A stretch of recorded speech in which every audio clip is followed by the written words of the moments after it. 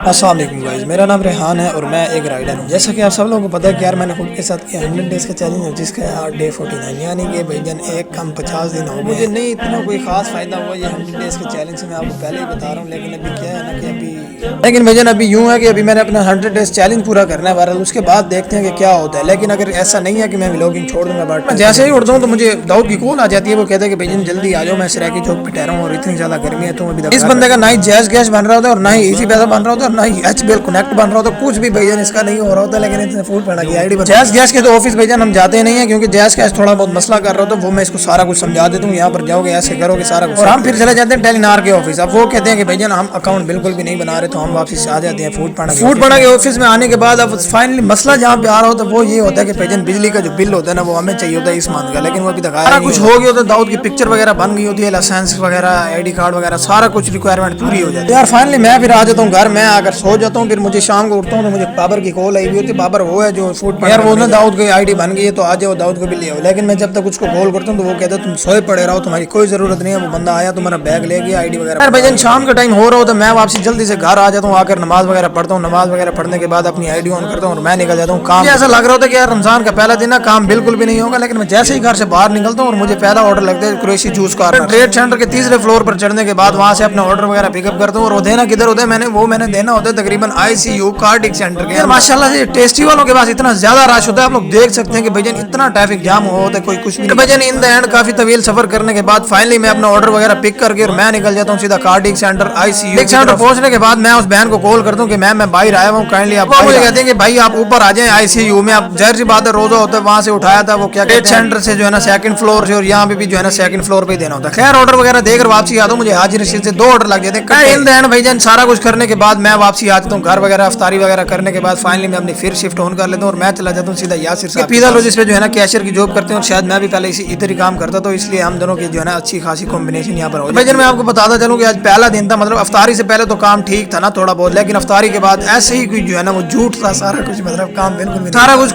کرانے کے بعد فائنلی میں آ جاتا ہوں جم میں، آ کر ٹریڈ مل کو چیک کرتا ہوں چل رہی ہے کہ نہیں چل رہی، تھوڑی بہت اس کے اوپر رننگ وغیرہ کرتے ہیں، اور فائنلی میں آ جاتا ہوں واپسی داؤد کے ساتھ ریسٹورینٹ۔